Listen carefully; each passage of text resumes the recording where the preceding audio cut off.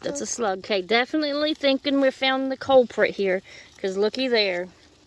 On the underside of the leaf is a slug.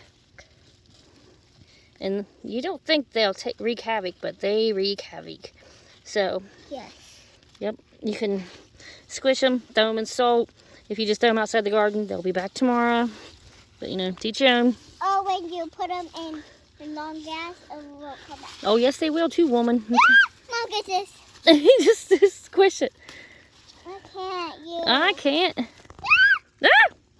You just put it back. Get it again. No, I can't. You get it, Mom. Okay. It looks like it got babies. It ain't got babies. Hi, fat. It's fat because it's eating our green beans. Yeah, look at that. Yeah, nasty little thing. It's green beans in it. Yeah, there's green beans in it. Yeah, because the green beans.